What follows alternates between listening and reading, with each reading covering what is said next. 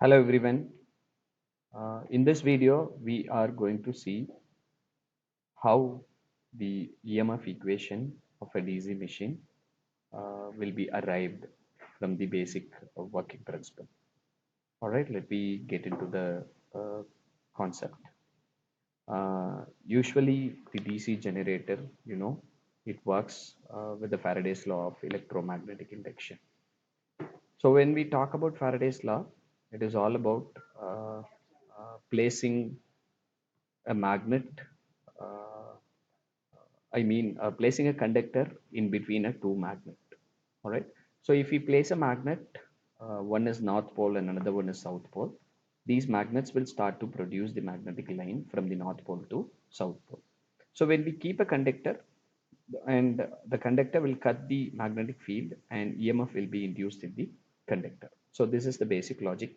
And in this picture, you could see the conductor of a DC generator is actually moving so that the EMF induced in the conductor will be varying like a sine wave from 0 to 360 degree. All right. So let me take you to the brief thoughts and insights. This is again the Faraday's law. So I'm just keeping a conductor in between two magnets, and the conductor shape is also shown in the picture. And this conductor will be rotated manually or with any other mechanical device. So based on the rotation for the 0 to 180 degree, the frequency of the voltage is shown. So it starts with 1 to 9. So 1 is 0 degree and 5 is 180 degree and 9 is 360 degree. Okay. So based on the rotation, the magnetic flux that cuts the conductor will also varies, and the rate of change of flux we can define E is equal to d phi by dt. So with respect to time, I am differentiating the flux to know what is the exact rate of change of flux. All right. So let me assume certain things before we arriving the EMF equation of a DC machine. So as per the construction, we all know the parts of DC machine. Okay. So once again to remind, let us consider P is equal to number of poles, Z is equal to number of conductors distributed in the armature, flux is the equal to flux produced by each pole in Weber, and N is equal to speed of the rotor in RPM. RPM is all about revolution per minute, and A is equal to number of parallel paths. So these are the assumption we should take before we deriving the EMF equation of a DC machine from the construction parts. Right.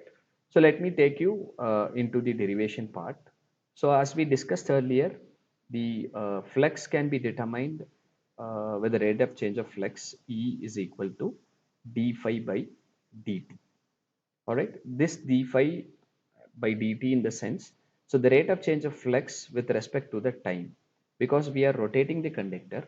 When we rotating the conductor, it varies according to the time. So that is why we have mentioned E is equal to d phi by dt. All right. So now consider the total flux produced. It can be mentioned phi suffix t or d phi, because d phi means the rate of change of flux. Okay. It is for the individual pole. So what happened, when we want to know all the poles in the generator, we need to multiply the phi, that means the flux, with the number of poles. So that is why we have derived here phi t or d phi is equal to phi into p. That is, phi is a flux and p is a number of poles. And also consider the rotation of the conductor. Let us assume the conductor is rotated for one revolution. So what we have to do is the time, that is where we are mentioning the rate of change of time dt. So this is assumed as one revolution. So for calculating the one revolution, so I can assume dt is equal to 60 by n. All right. So these three things to be arrived before we getting into the EMF equation. So the first thing is E is equal to d phi by dt, and the second one is the flux produced with the total poles is equal to phi into P, And the third one is the time required for a conductor to complete one revolution, which is equal to 60 by N. So now substituting all these parameters into the rate of change of flux. So I am writing by considering the flux, number of poles, and the revolution for a one revolution. So which is equal to E is an EMF induced equal to phi into P divided by 60 by N. So what happened, in the next step, the N will move upwards and E is equal to phi into P into N divided by 60 for one conductor. Because I've just shown one conductor in the picture. You could see in the image shown in the presentation.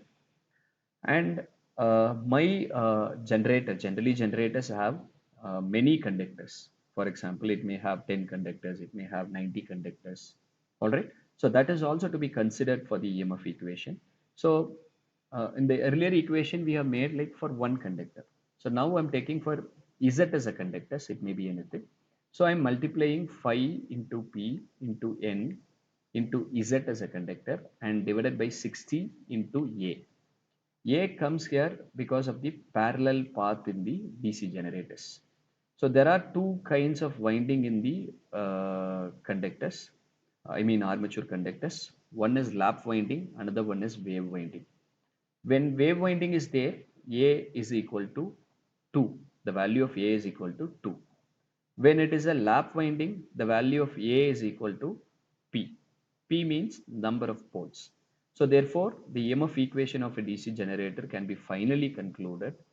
E is equal to P into phi into Z into N divided by 60 into A.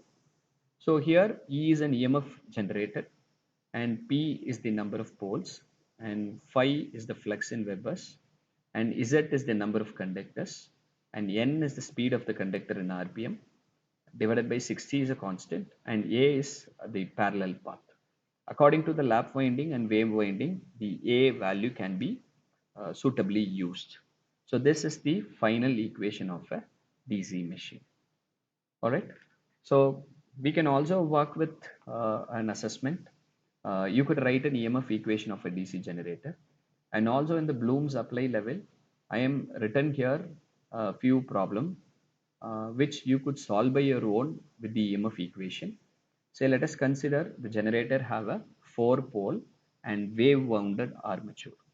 So in the previous slide for the A, if it is a wave winding, I can assume A is equal to 2. And the armature has 51 slots with each having 24 conductors. So generally conductors is a 24, Z is equal to 24, but it has 51 slots. So what we have to do is the total conductor here is 51 into 24. So that is the final conductor value. And the flux per pole is mentioned as phi is 10 milliweber. Milli in the sense 10 to the power minus 3 we have to use. And the speed of the generator is also mentioned here as 750 RPM and we have to determine the induced EMF. So this problem is very simple. You can write the given data and apply the given data into the EMF induced or EMF generated formula, that is P phi is a 10 divided by 60A, and try to calculate the induced EMF and share your comments in the chat. Thank you.